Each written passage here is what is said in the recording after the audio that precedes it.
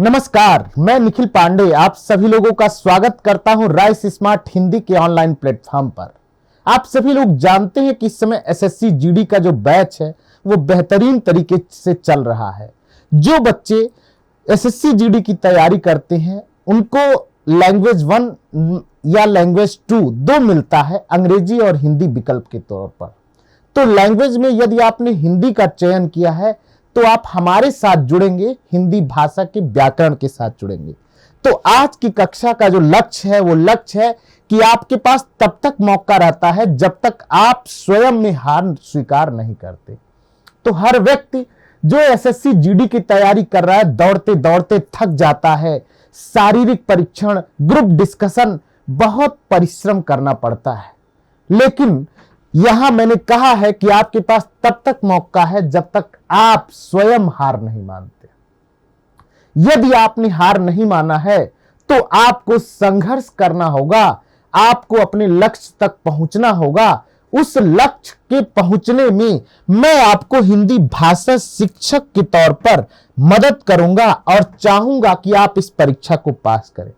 इन्हीं के साथ आज का पहला प्रश्न लेते हैं कि रिक्त स्थान को भरने के लिए उपयुक्त शब्द का चयन करें। तो एक वाक्य है, वाक्य में हम क्या चीज कैसे चयन करते हैं? तो वाक्य हमेशा क्या होता है, दो या दो से अधिक शब्दों के सार्थक व्यवस्थित समूह को हम वाक्य कहते हैं। सभी वाक्य में एक उद्देश्य और एक विधेय होता है। हम क्या करते हैं, उद्देश्य जो कर्ता के विषय में चर्चा कर रहा है, विधेय जो कर्ता के द्वारा काम किया जा रहा है उसकी चर्चा करता है। तो इस वाक्य में फटाफट प्रश्न का उत्तर बता दें कि बादल छा गए मोर नाचने लगा, किस कब वैसे जैसे, कौन सा होगा विकल्प? तो यहां पर किस शब्द जो है क्या है, निम्न स्थानों को उपयुक्त शब्द का चयन करें। तो यहां पर जैसे जो है क्या है कि जैसे ही बादल क्या है, जैसे ही बादल छाए मोर नाचने लगा, जैसे ही बादल छाए मोर नाचने लगा, है ना? जैसे ही बादल छाए मोर नाचने लगा, ठीक है। जैसे ही बादल छाए मोर नाचने लगा, आपका आंसर बिल्कुल बी ठीक है। अगले प्रश्न की ओर चलते हैं। आपका जो अगला प्रश्न है वो क्या है, दिए गए वाक्य का वह भाग ज्ञात करिए जिसमें कोई त्रुटि है। मतलब आपको क्या करना है, जो गलती है उसको पकड़ना है। अपनी आय में से भावी जीवन के लिए कुछ अंश बचाकर रखनी बचत कहलाता है। देखो, वाक्य का उद्देश्य बहुत इंपॉर्टेंट है। आप सभी लोग जीवन में जो कुछ काम करते हैं उससे जो पैसा आता है उस पैसे में से आप अपने भविष्य के लिए कुछ पैसों को सुरक्षित रखते हैं। उसके लिए वाक्य जब हम देखते हैं तो आप अपनी आय, इसमें कौन सा किस अंश में त्रुटि है? कुछ अंश बचाकर रखनी, भावी जीवन के लिए अपनी आय में से बचत कहलाता है। कौन सा है फटाफट बता दें।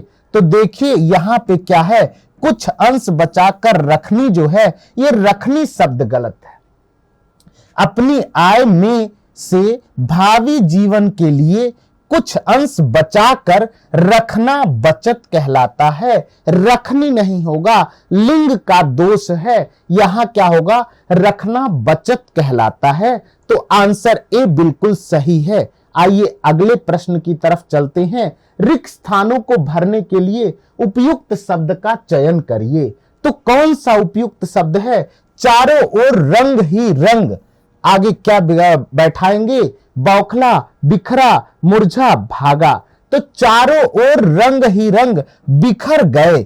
बिखर गए उपयुक्त शब्द है। आपकी परीक्षा के दृष्टिकोण से इस तरह का वाक्य महत्वपूर्ण है। तो देखो, जब भी जीवन में परीक्षाएं पास करनी हो, जो जीवन में कोई नहीं सिखा सकता वो परीक्षाएं आपको सिखा सकती हैं। आपके लक्ष्य को भी परीक्षाएं ही पास कराते हैं।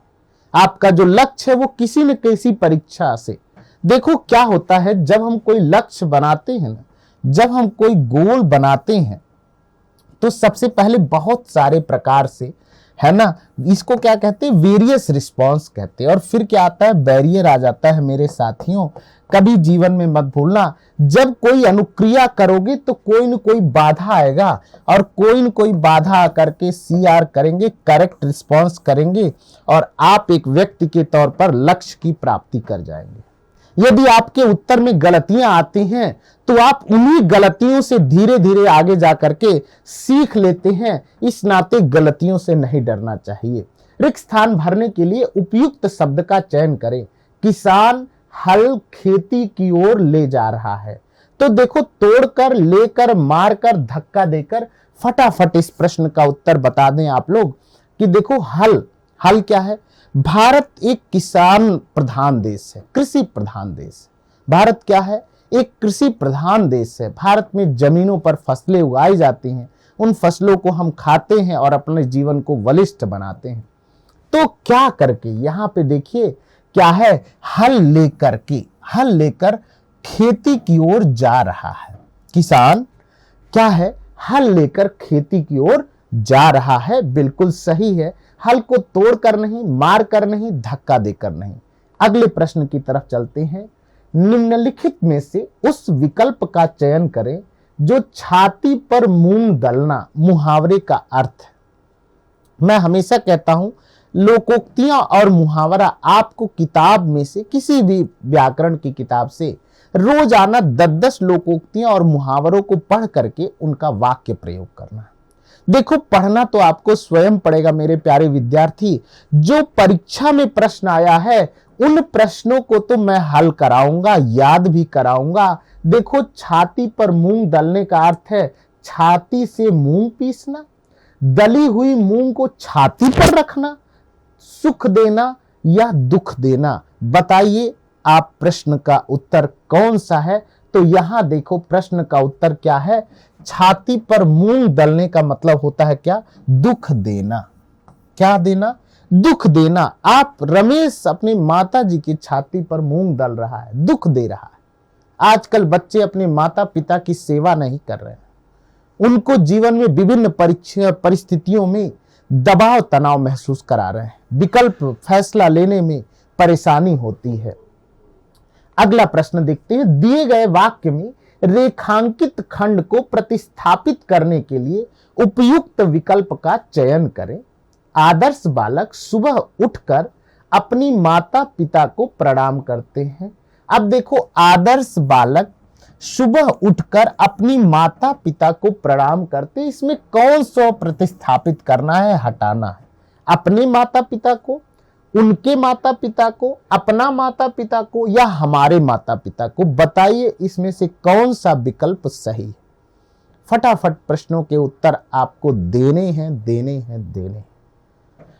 तो यहां पर क्या है, देखो, सुबह उठकर अपने माता पिता को, अपनी नहीं होगा, अपने होगा, अपनी माता। देखो, व्याकरण शुद्धता का ज्ञान है, लेखन में व्याकरण का बहुत महत्व है। या जब आप कुछ बोलते हैं तब भी उसमें शुद्धता आवश्यक है। तो आदर्श बालक सुबह उठकर अपने माता पिता को क्या करते हैं, प्रणाम करते हैं। नेक्स्ट प्रश्न है, निम्नलिखित में से उस विकल्प का चयन करो जो जमीन आसमान एक करना मुहावरे का अर्थ है। तो परीक्षा पास करने के लिए आप सभी लोगों ने जमीन आसमान एक कर दिया। परीक्षा पास करने के लिए, SSC GD की परीक्षा पास करने के लिए आप सभी लोगों ने जमीन आसमान एक कर दिया। मतलब क्या किया, ए, बहुत अधिक परिश्रम करना, जमीन को आसमान तक ले जाना, कम परिश्रम करना, या जमीन और आसमान को मिलाना। फटाफट बताएं इस प्रश्न का उत्तर, बहुत अधिक परिश्रम करना। परीक्षा पास करने के लिए आपको अत्यधिक परिश्रम करना होगा। नेक्स्ट क्या है, सही वर्तनी वाले शब्द का चयन करें। वर्तनी मतलब शब्दों के मात्राओं में अशुद्धियां पाई जाती हैं। शब्दों को लिखते समय आप मात्राएं जब लगाते हैं, ह्रस्व दीर्घ प्लुत का जब प्रयोग करते हैं, तो वहां पे क्या होता है, लिखने में गलती हो जाती है। उसकी शुद्धता के लिए हम वर्तनी उसे कहते हैं, वर्तनी को सही करते हैं तटस्थ, तटस्थ, तटस्थ, तटस्थ। तो कौन सा है? यहां पे क्या है? तटस्थ है। जब हम कोई दोनों पक्षों के पक्ष विपक्ष में निरपेक्ष होकर काम करते हैं तो उसे तटस्थ कहते हैं, है ना, तटस्थ। दिए गए वाक्य में रेखांकित खंड को प्रतिस्थापित करने के लिए उपयुक्त विकल्प का चयन करें। दादाजी मोटियां रोटियां नहीं खाते। अब यहां क्या सेलेक्ट करना है? दादाजी मोटियां रोटियां नहीं खाते, कौन सा आएगा? फटाफट बता दें आप सभी लोग। रोटियां मोटियां, मोटी रोटियां, मोटे रोटियां, मोटा रोटी, मोटा रोटी, एरोटा, एरोटा। चलो बताओ फटाफट। तो क्या है? मोटी रोटियां। दादाजी मोटी रोटियां नहीं खाते। दादाजी क्या करते हैं? मोटी रोटियां नहीं खाते हैं। अगले प्रश्न की तरफ चलते हैं। दिए गए वाक्य में रेखांकित खंड को क्या करना है? तो देखिए क्या है। व्यक्ति को अपना जीवन सफल बनाने के लिए आशा पर सहारा लेना चाहिए। व्यक्ति को, देखो यहां मानव जीवन का भी यह एक वाक्य है। यह वाक्य आपसे कह रहा है कि हमें जीवन में क्या है कि देखो, कह रहा है कि व्यक्ति को अपना जीवन सफल बनाने के लिए आशा पर सहारा लेना चाहिए। तो इसमें से कौन सा बदलेंगे? फटाफट बता दीजिए।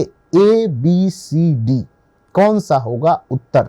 तो यहां देखिए, आशा का सहारा पर सहारा नहीं लिया जाता है।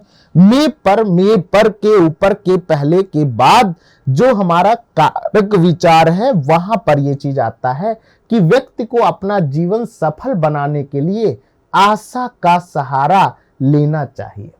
आशा का सहारा लेना चाहिए। आशा का सहारा लेना चाहिए, बिल्कुल सही है। नेक्स्ट प्रश्न की तरफ चलते हैं कि दिए गए शब्द का विलोम शब्द चुने। स्थूल, अस्थिर, अग्रज, स्थिर, सूक्ष्म, कौन कौन सा है? फटाफट बता दे। तो देखो यहां पे स्थूल का मतलब क्या होता है? देखो, अस्थिर माने जो स्थिर नहीं है, अग्रज जो आपसे बड़ा है, स्थिर जो आप स्थिर है, और सूक्ष्म तो स्थूल और यहां पे दिखाई दे रहा है क्या? सूक्ष्म। विलोम शब्द क्या है? सूक्ष्म का विलोम स्थूल है, स्थूल का विलोम क्या है? सूक्ष्म है। सूक्ष्म का मतलब होता है छोटा और स्थूल का मतलब होता है क्या? बड़ा। ठीक है, अगले प्रश्न की तरफ चलते हैं। तो देखो क्या है यहां पे, अस्थिर का विलोम क्या होता है? स्थिर होता है। अग्रज का क्या होता है? अनुज होता है। अग्रज माने आगे, अनुज माने क्या होता है? छोटा। स्थूल का क्या होता है? सूक्ष्म होता है। यहीं पर इसको याद कर जाइए, हो सकता है अगली परीक्षा में ये विकल्प पूछ दे। नेक्स्ट प्रश्न की तरफ चलते हैं। आइए, दिए गए वाक्यांश के लिए एक शब्द जो कुछ न जानता हो, जो कुछ ना जानता हो, उसके लिए एक शब्द क्या है? जो कुछ न जानता हो, क्या वो मर्मज्ञ होता है, या वो सर्वज्ञ होता है, या वो अल्पज्ञ होता है, या अज्ञ होता है? फटाफट बता दें इस प्रश्न का उत्तर। तो देखो, जो कुछ नहीं जानता है वो क्या होता है? अज्ञ होता है। उसको कुछ पता ही नहीं होता। जैसे जो कुछ न जानता हो उसके लिए क्या है? अज्ञ कहते हैं। जो सब कुछ जानता हो, जो सब कुछ जानता हो उसे क्या कहते हैं? उसे सर्वज्ञ कहते हैं। जो बहुत कम जानता हो उसे अल्पज्ञ कहते हैं। जो बहुत कम जानता हो उसे अल्पज्ञ कहते हैं। यहां दूसरी लाइन बार बार आ गई है, इसको काट देंगे। जो बहुत बहुत कम जानता हो उसे अल्पज्ञ कह देंगे। बिना किसी बात का मर्म या गुण रहस्य जानने वाले को क्या कहते हैं? मर्मज्ञ कहते हैं। तो सीख लो, जो किसी बात का मर्म या गुण रहस्य को जानने वाला होता है उसे हम क्या कहते हैं? मर्मज्ञ कहते हैं। जो बहुत कम जानता हो उसे अल्पज्ञ कहते हैं। जो सब कुछ जानता हो उसे सर्वज्ञ कहते हैं। जो कुछ न जानता हो उसे अज्ञ कहते, अज्ञ। नेक्स्ट देखिए, दिए गए प्रश्न शब्द के पर्यायवाची शब्द का चयन करें। तो गंगा का पर्यायवाची, गंगा हमारी मां के रूप में आती है। इस पूरे संसार में नदियां हमारे जीवन और संस्कृति का विकास करती हैं। पूरे दुनिया की जितनी सभ्यताएं और संस्कृतियां विकसित हुई हैं वो किसी न किसी नदियों के किनारे विकसित हुई हैं। भारत, पूरा भारत हमारी गंगा नदी से चारों तरफ से फैली हुई है गंगा नदी, और इसी से हमारी खेती उपजाऊ, जल जंगल तालाब बनते हैं। तो बताइए इसका भागीरथी, तटिनी, नदी, यमुना, तो गंगा का कौन सा पर्यायवाची सही है? फटाफट प्रश्न का उत्तर दे दें। तो देखो यहां आपके सामने उपस्थिति है, गंगा को भागीरथी कहते हैं क्योंकि गंगा को धरती पर लाने का काम भागीरथी ने किया था। अब देखिए आपके सामने गंगा के जो अन्य पर्यायवाची शब्द हैं वो है त्रिपथगा, त्रिपथगा, त्रिपथगामिनी, त्रिपथगामिनी, देव नदी या नदीवरी, नदीवरी या मंदाकिनी, मंदाकिनी को भी गंगा कहते हैं। विष्णुपदी, विष्णुपदी भी कहते हैं, और सुर धुनी भी कहते हैं, सुर धुनी भी कहते हैं। तो गंगा का पर्यायवाची भागीरथी है ना, पर्यायवाची शब्द है। गंगा का क्या है? पर्यायवाची शब्द है त्रिपथगा, भागीरथी, त्रिपथगामिनी, देव नदी, नदी व्यवरी, मंदाकिनी, विष्णुपदी, सुर धुनी आदि बहुत सारे इसके शब्द हैं। अगले प्रश्न की तरफ चलते हैं। अगला शब्द पर्यायवाची शब्द बताना है। बादल का पर्यायवाची क्या है?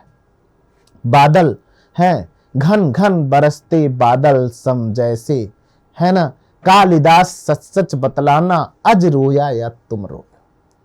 तो कालिदास पूछते हैं बताइए बादल का पर्यायवाची क्या? पर्वत होता है, पानी, पयोधर, पवन।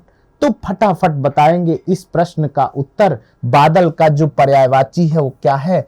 पयोधर है। तो बादल के अन्य पर्यायवाची शब्द क्या है? मेघ है, घन है, जलधर है, जलद है, वारिद है, नीरद है, पयोध है, अंबुज है, धराधर है इत्यादि शब्द हैं। तो मेघ घन जलध, मेघ घन जलधर, जलद, वारिद, नीरद, पयोद, अंबुज, धराधर आदि क्या है? बादल के पर्यायवाची शब्द। दिए गए वाक्यांश के लिए एक शब्द जो मास में एक बार आता हो, जो मास में, महीने में एक बार आता हो, उसे वार्षिक कहते हैं, मासिक कहते हैं, पाक्षिक कहते हैं या साप्ताहिक कहते हैं। फटाफट बता दे इस प्रश्न का उत्तर। देखो क्या होता है, जो मास में एक बार आता हो उसे क्या कहते हैं? मासिक कहते हैं, मासिक कहते हैं। याद कर लो, महीने में जो एक बार आता है उसे मासिक कहते हैं। देखो, जो मास में एक बार आता हो उसे मासिक कहते हैं, जो वर्ष में एक बार आता हो उसे वार्षिक कहते हैं, जो सप्ताह में एक बार आता हो उसे साप्ताहिक कहते हैं, जो पक्ष में एक बार आता हो उसे पाक्षिक कहते हैं। तो देखो सबसे पहले क्या है? साप्ताहिक। नंबर 2 15 दिन का पाक्षिक। नंबर 3 30 दिन का क्या होता है? तीसरे नंबर पे मासिक। और चौथा है वार्षिक जो चौथे नंबर पे आता है एक वर्ष को। तो इस तरह हिंदी में भी क्या है? साप्ताहिक, पाक्षिक, मासिक और वार्षिक के रूप में हम इस रूप में इसको याद कर सकते हैं। अगला प्रश्न है सही वर्तनी वाले शब्द का चयन करें। प्रियदर्शी, प्रियदर्शी, प्रियदर्शी, प्रियदर्शी, है ना। तो 4 शब्द हैं, बताइए कौन सा शब्द सही लिखा हुआ है। यहां मात्राओं का ध्यान देंगे। देखो हरफ का, मात्राओं का जो उच्चारण होता है, अर जो होता है वो बहुत महत्वपूर्ण होता है। तो इस प्रश्न के प्रियदर्शी, प्रिय प्लस दर्शी है, प्रियदर्शी हो गया, तो आपको याद होना चाहिए। दिए गए वाक्य का वह भाग ज्ञात करें जिसमें क्या है? कोई न कोई त्रुटि है, गलती है। लक्ष्यहीन मनुष्य जिंदगियों में कभी सार्थक कार्य नहीं कर सकता। लक्ष्यहीन मनुष्य जिंदगियों में कभी सार्थक कार्य नहीं कर सकता। यहाँ पे कुछ गलती है, फटाफट पढ़ के बताएं। जिंदगियों में कभी नहीं कर सकता सार्थक कार्य लक्ष्यहीन मनुष्य। कई बार प्रश्न इन चारों को कहता है जोड़ के सही वाक्य भी बनाइए, कई बार ऐसा कहता है। तो इनको क्रम से जोड़ना भी बहुत थोड़ा सा आवश्यक है जानना। तो लक्ष्यहीन मनुष्य देखो जिंदगियों में नहीं, है ना, यही गलत है। जिंदगी में कभी सार्थक कार्य नहीं कर सकता, तो जिंदगियों में क्या है, गलती है, कभी सार्थक कार्य नहीं कर सकता। तो इसको कह सकते हैं लक्ष्यहीन मनुष्य जिंदगी में कभी सार्थक कार्य नहीं कर सकता, कभी सार्थक कार्य नहीं कर सकता। यही इस प्रश्न का उत्तर है। अगला प्रश्न है दिए गए शब्द का विलोम चुने। अभी हमने चर्चा किया था अज्ञ, तो अज्ञ क्या होता है, अगला बता दें आप लोग। विज्ञ होता है, आज्ञा होता है, आस्था होता है, अनुज होता है। फटाफट इस प्रश्न का उत्तर बता दें। देखो अज्ञ का विलोम क्या होता है, विज्ञ, या विज्ञ का विलोम क्या होता है, अज्ञ होता है। देखो अज्ञ विज्ञ होता है, आस्था अनास्था होता है, आस्था क्या होता है, अनास्था होता है, अनुज क्या क्या होता है, अग्रज होता है, और आज्ञा का अवज्ञा होता है। याद कर लीजिए, यही पर याद कर लेना बहुत आवश्यक है। अज्ञ का विज्ञ हो गया, आस्था का अनास्था हो गया, अनुज का अग्रज हो गया, आज्ञा का अवज्ञा हो गया। अगला, रिक्त स्थानों को भरने के लिए उपयुक्त शब्द का चयन करें। मैं के बाद आपको एक शब्द इसमें से चुनना है। को परेशान नहीं करूंगा, मैं को, तो कोई, कभी, कुछ, किसी। फटाफट इस प्रश्न के उत्तर बता दें। देखो मैं किसी को परेशान नहीं करूंगा। मैं अपने जीवन में, मेरे प्यारे विद्यार्थियों, यह जीवन लाइफ लेसन है, जीवन कौशल इसे कहते हैं कि जीवन में कभी किसी को आप परेशान ना करें। अपना काम स्वतंत्र रूप से करते हुए जीवन यापन करिए, यही जीवन के सुखद जीवन का उद्देश्य है। अगला प्रश्न एक गद्यांश है। गद्यांश को पढ़ करके उचित रूप में आपको शब्दों का चयन करना है। गद्यांश को हल करते समय आपको स्वयं ही खटकने लगता है कि इस जगह पे क्या शब्द आएगा, आपके मस्तिष्क में जगने लगता है, आने लगता है। संसार के सभी करुणा के सागर थे। संसार के सभी, अब यहां आपको कुछ कुछ क्या है, भरना है। करुणा के सागर थे। गौतम बुद्ध ने राजपाठ और सांसारिकता को क्या किया, है ना, यहां भरना है, ही महानता को प्राप्त किया, है ना, महानता को प्राप्त किया। गौतम बुद्ध की बात कर रहे हैं। गांधी जी ने वकालत को छोड़कर देश को कराने के लिए कई लड़ाइयां छेड़ दी। ईसा मसीह ने, है ना, अपनी आहुति दे दी। तो यहां पर क्या है, इन वाक्यों में आपको क्या करना है, सही विकल्प खाली स्थान में इस पद्यांश, देखो इस गद्यांश में क्या करना है, अनुच्छेद है, इसको पढ़ करके क्या करना है, इसके बीच में आपको भरना है। पहला प्रश्न देखो क्या कह रहा है कि संसार के सभी महापुरुष, नेता, विद्वान, राजा करुणा के सागर थे। फटाफट बताओ सही उत्तर। संसार के सभी नेता करुणा के सागर थे। नेता, कभी करुणा उनमें होती है? अच्छा, विद्वान, सभी विद्वानों में तो करुणा, अरे बाप रे बाप, है, खोजने से गहरे पानी में। राजा में करुणा। तो देखिए आपको जानना होगा कि संसार के सभी महापुरुष करुणा के सागर थे। जितने लोग महापुरुष होते हैं उनमें करुणा आती है। देखो श्रृंगार सबको पसंद है, लेकिन करुणा सबको पसंद नहीं होती। लेकिन संसार में जितने लोग महापुरुष हुए हैं उन सब ने जीवन के संसार की घटनाओं को करुणा से प्रेरित होकर के कार्य किया। ठीक है, नेक्स्ट देखिए क्या है। गौतम बुद्ध ने अपने राजपाठ सांसारिकता को ही महानता को प्राप्त किया। देकर, भूलकर, त्याग कर, लेकर वाक्य में कौन सा शब्द चयन करेंगे? तो देखो गौतम बुद्ध ने राजपाठ और सांसारिकता को भूल कर ही महानता को प्राप्त किया। सख वे मुझसे कहकर जाते, क्या वे अपने पथ की बाधा पाते? गौतम बुद्ध ज्ञान प्राप्ति के लिए अपनी पत्नी को, अपने राजपाठ, अपने पुत्र को छोड़ करके जंगल में ज्ञान की खोज में चले गए।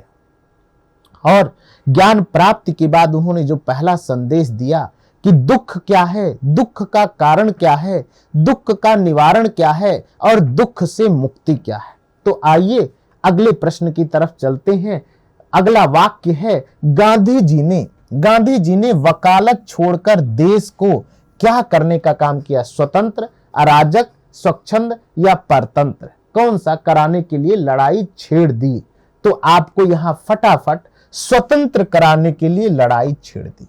गांधी जी ने वकालत छोड़कर देश को स्वतंत्र कराने के लिए लड़ाई को छेड़ दी, है ना? पक्की बात है। अगला प्रश्न देखें, गद्यांश में अगला क्या है? ईसा मसीह ने प्राणों की अपनी आहुति दे दी। क्या किया? आत्महाति, स्वहित, मनहित या जनहित? देखो ईसा मसीह ने, है ना, आत्महित में अपने प्राणों की आहुति दे दी। देखो आत्महित में, आत्मा का जिसमें हित हो उसे क्या कहते हैं? प्राणों की आहुति दे दी। नेक्स्ट है, उपयुक्त गद्यांश में ईसा मसीह ने, है ना, आत्महित में क्या किया? आत्महित में क्या किया? यहां पे भरना है धन, धान्य, सपनों, प्राणों, विचारों को यहां पे आपको देना है जगह। बताइए यहां प्राणों की, आत्महित में क्या किया? प्राणों की क्या कर दी? अपनी आहुति दे दी। ठीक है, अगला प्रश्न देखते हैं। दिए गए वाक्यांश में जिसकी जैसे संस्कार होंगे वैसे ही उसकी भाषा होगी। देखो आ गया न बात।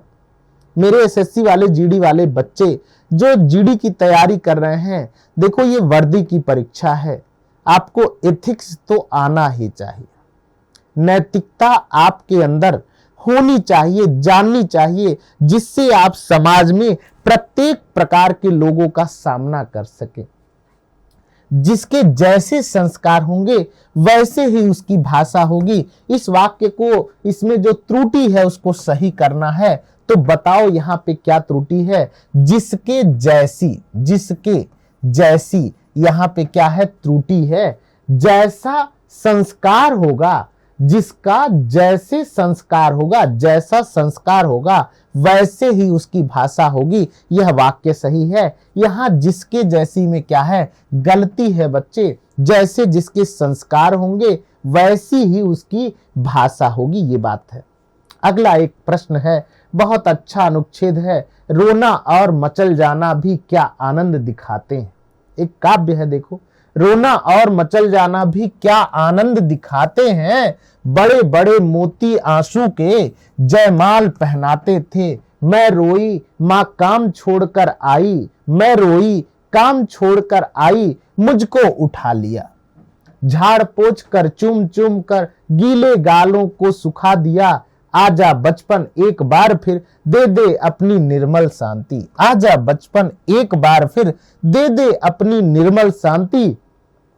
व्याकुल व्यथा मिटाने वाली वह अपनी प्रकृति विश्रांति। वह भोली सी मधुर सरलता, वह प्यारा जीवन निष्पाप।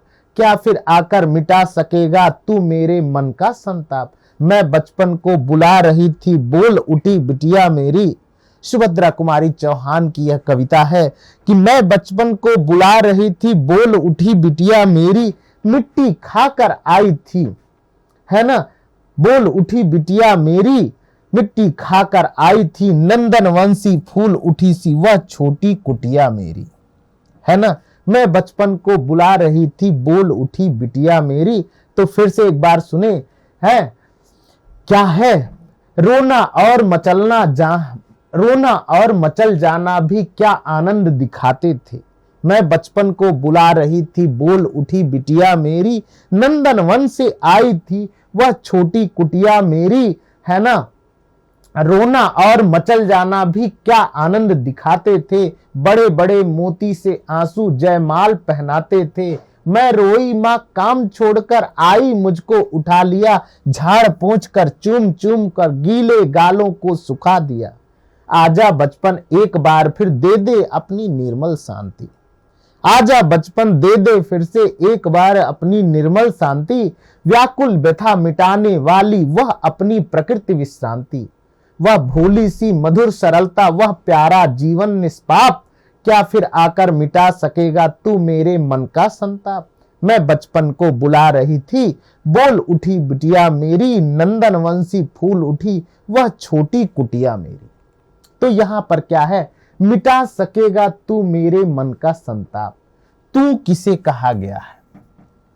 आपने काव्य की एक कविता पढ़ी, इस कविता के भावों को पढ़ के प्रश्नों का उत्तर देना होता है। तो यहां कह रहा है मिटा सकेगा तू मेरे मन का संताप। उक्त पंक्ति में तू किसके लिए कहा गया है? कवि को, पाठक को, बच्चे को या बचपन को? फटाफट बता दे प्रश्न का उत्तर। बचपन को। तू किसे कहा गया है? बचपन को कहा गया है। तू किसे कहा गया है? बचपन को कहा गया है। बचपन को मिटा सकेगा तू मेरे मन का संताप। बचपन को, क्या तू मेरे मन का संताप मिटा पाएगा? नेक्स्ट, कवयित्री अपने बचपन को क्यों बुलाना चाहती है?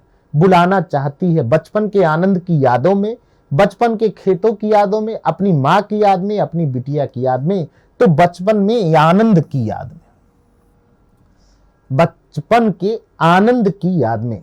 नेक्स्ट है, बच्चों की आंखों से निकलते आंसुओं को देखकर क्या अनुभूति होती? विजय की, प्यार की, कष्ट की, सुख की। आप देखिए सभी लोग यहाँ उपस्थित हैं। कवि जो अपनी बात को कहता है सरसता के साथ कहता है। देखो इस प्रश्न में बच्चों की आंखों से निकलने वाले आंसुओं को देखकर क्या अनुभूति होती है? विजय की अनुभूति होती है। वो एक माला सा लगने लगता है। नेक्स्ट है, व्याकुल व्यथा मिटाने में प्रयुक्त अलंकार है। व्याकुल व्यथा मिटाने में प्रयुक्त अलंकार है उपमा, अनुप्रास, यमक और रूपक। तो यहां अनुप्रास है व्याकुल व्यथा मिटाने वाले, जहां वर्णों की बार बार आवृत्ति होती है उसे अनुप्रास अलंकार कहते हैं। नेक्स्ट है, बचपन शब्द है क्रिया विशेषण, सर्वनाम, संज्ञा या विशेषण। वाक्य में प्रयोग करके फटाफट बताओ।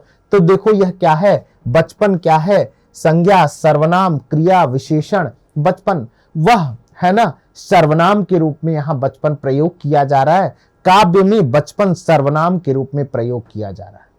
नेक्स्ट है आपका, नंदन वंशी फूल उठी यह छोटी कुटिया मेरी का भाव है। कुटिया में आनंद उमड़ उठा, कुटिया में शांति छा गई, छोटी कुटिया बड़ी हो गई, कुटिया सुंदर हो गई। तो यहां देखो कुटिया में क्या हुआ, उस घर में आनंद का फुहारे बरस गई, आनंद आ गया। यही कवि कहना चाहता है। तो इसी के साथ इन प्रश्नों के साथ मैं आपके साथ आज की कक्षा के लिए यही धन्यवाद देता हूं। बहुत बहुत शुभकामनाएं देता हूं आपको। जम के पढ़िए, तैयारी करिए, याद करिए, अपने जीवन को एक सही दिशा दीजिए। एसएससी जीडी की कक्षाएं लगातार चल रही हैं। यह हमारा टारगेट बैच है। आपको परीक्षा पास ही करना है। राइस स्मार्ट हिंदी के प्लेटफॉर्म को दूसरे ग्रुप में आप साझा करें, लाइक करें, वीडियो को देखें, अपने स्क्रीनशॉट लेकर के नोट्स भी बना लें। मेरे प्यारे विद्यार्थियों, आज प्रैक्टिस बैच का यह अगला सेशन आपके सामने उपस्थित रहूंगा। मैं आता हूं बृहस्पतिवार, शुक्रवार और शनिवार को शाम 6 से 7 बजे के बीच में। यदि आपको हिंदी की कक्षाएं अच्छी लग रही हैं तो आप हमारे साथ बहुत जरूर जुड़ें। बहुत बहुत धन्यवाद।